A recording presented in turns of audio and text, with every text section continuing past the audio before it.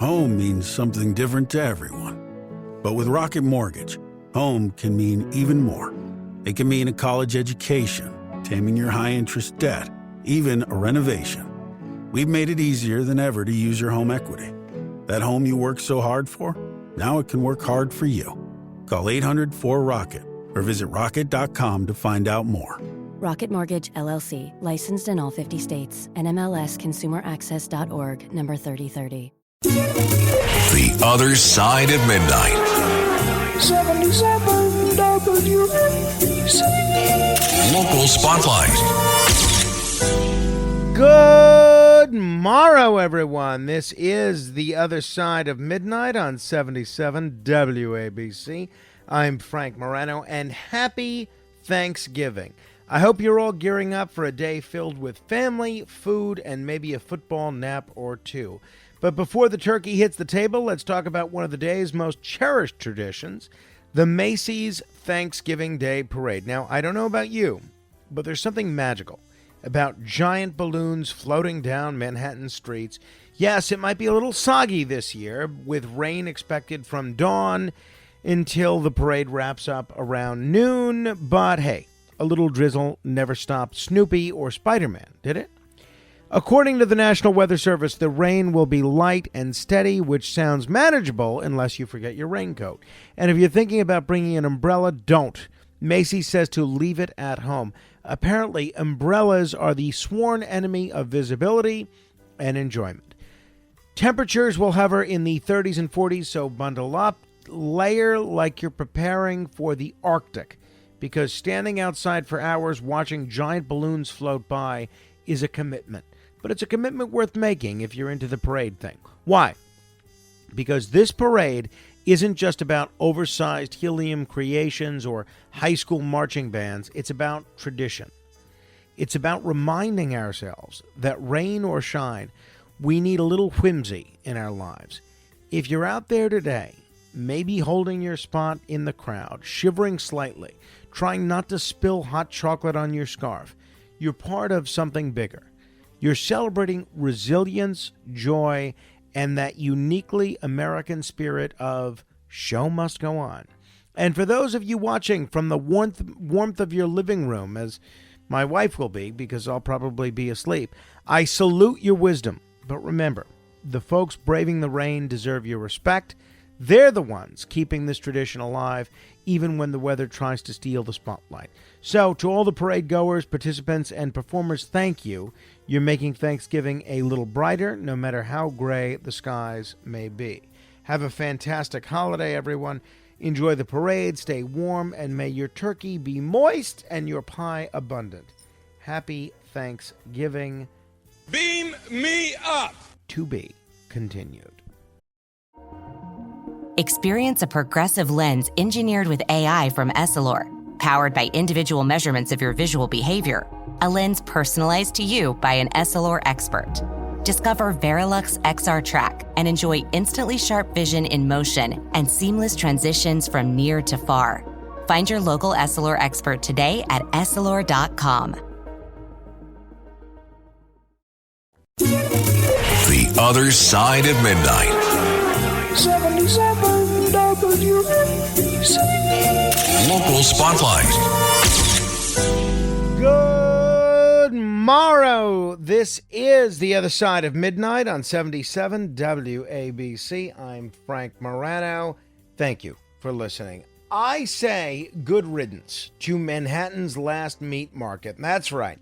The last vestige of the gritty, smelly meatpacking district as we once knew it is finally being phased out. And honestly, it's about time. While some might mourn the end of an era, I'm here to say we've moved on, and so should everyone else. Let's face it. There was a time when the meatpacking district was essential. In the early 20th century, it was a hub of industry, a place where hundreds of slaughterhouses and packing plants kept New York City fed. But that was a long time ago. Advances in refrigeration and packaging sent the industry packing to the Midwest decades ago. And what's left?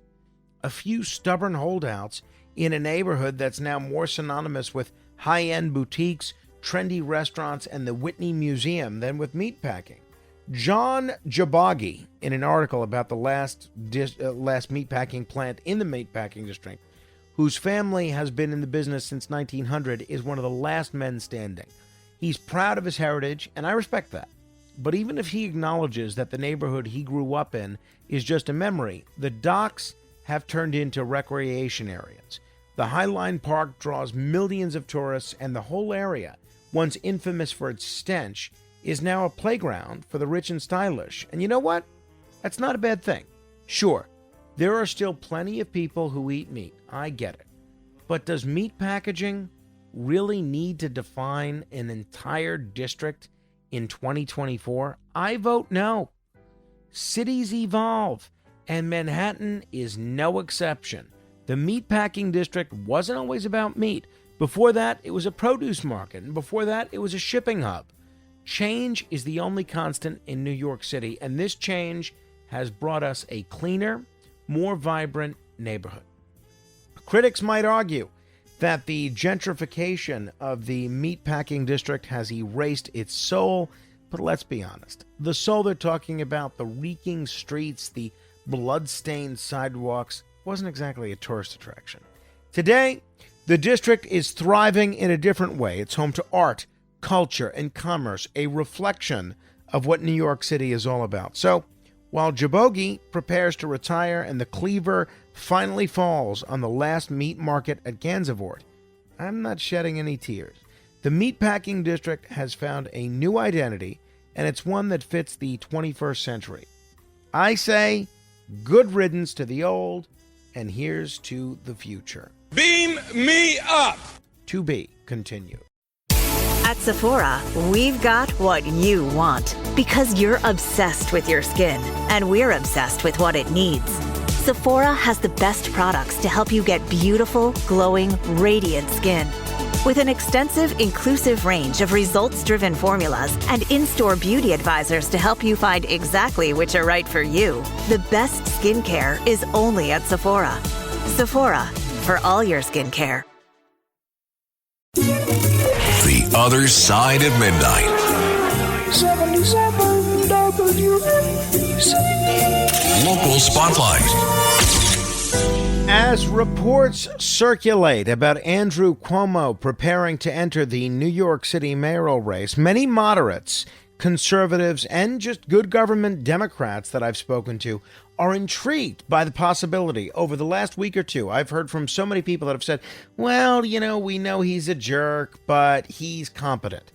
Well, in a field filled with progressives, Cuomo may appear to be the sanest choice for mayor, but let's not get carried away.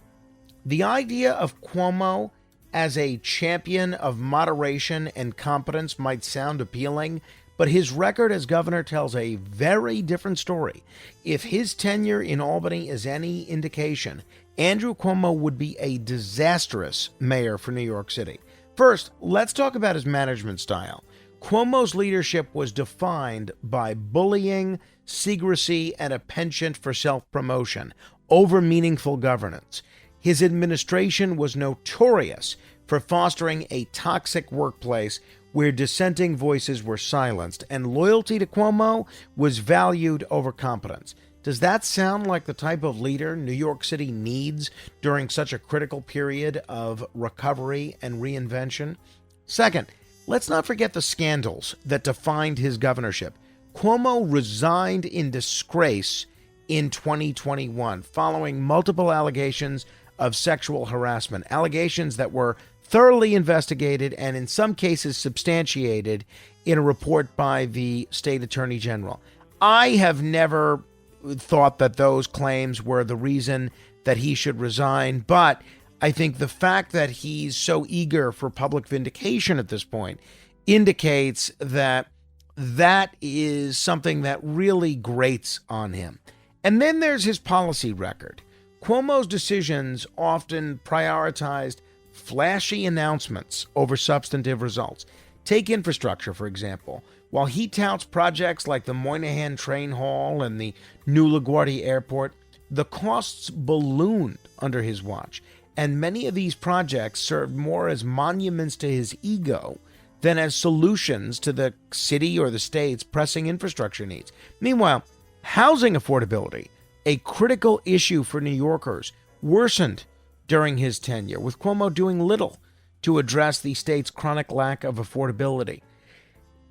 Cuomo has had a troubling history with public safety and law enforcement. While he now pitches himself as a moderate on these issues, let's remember his botched handling of bail reform. He signed into law poorly conceived reforms that made it harder to keep violent offenders off the streets, only to backtrack and push for changes once the political winds shifted. His opportunism is always on full display. This man must not be elected mayor of New York City. I don't care how many moderates and Republicans try to make the case that he's the most sane. He's not. Beam me up! To be continued. ChatGPT Plus is free for college students through May. Here's the thing. You've got a lot to do between now and then. Studying for finals, writing papers, trying to keep your life on track. And ChatGPT can help with all of it. It can quiz you for your econ exam, make a study guide from your French notes, plan out your meals and study breaks. It can get really specific on how you like to learn. It can even help you come up with ways to stop procrastinating. So from now until summer break, take advantage of all the ways ChatGPT can make your life easier. Restrictions apply. The Other Side of Midnight. 77 WABC. Local Spotlight. New York City subway riders, of which I am one, know the blue light help point boxes that dot the stations. They're designed to be lifelines. One button for information, another for emergencies. But according to a new report from the MTA Inspector General, these lifelines are being tied up by pranksters, and the numbers are troubling. Over a 6-month period last year, riders made roughly 140,000 calls through the 3,000 help point intercoms. But half of those calls were classified as mischief calls. That means people were spamming the system, jamming up lines meant for real emergencies. Just 28% of the calls came from people who actually needed help. The rest, testing the equipment or outright pranks. This is no small issue. The MTA spent $250 million to install the help point system, rolling it out fully in 2018. It's supposed to enhance safety, especially in moments of crisis like someone falling onto the tracks. Yet, the Inspector General found that 1,200 emergency calls went unanswered. Even when emergency calls were answered, they weren't prioritized over requests for information. That's a systemic failure that could cost lives. The national standard for answering 911 calls is 90% within 15 seconds. The MTA's help points hit 75% in the same time frame. That might not sound like a big gap, but in an emergency, seconds matter. The system's shortcomings don't inspire much confidence, and it's clear that mischief calls are part of the problem. The Inspector General recommends some straightforward fixes, and I agree. Installing cameras on the help point boxes to help identify prank callers, slapping on warning stickers, and imposing a $50 fine for fake calls. I would say make it even more. The MTA says it's reviewing these suggestions, but they also point out that prioritizing help point calls could detract from staff's ability to handle other responsibilities. Here's the bigger picture. Prank calls aren't just annoying, they're dangerous. They clog up a system that's supposed to keep New Yorkers safe, and while cameras and fines might help, the MTA needs to address the root of the issue, a lack of accountability and operational efficiency in how these calls are managed. We all know the MTA isn't perfect, but when you're spending $250 million on a safety system, you'd hope it actually works as intended. The help point boxes are a good idea on paper, but in practice, they're being undermined by pranksters and poor prioritization. New Yorkers deserve better than a safety system that's only halfway reliable. Beam me up! To be continued.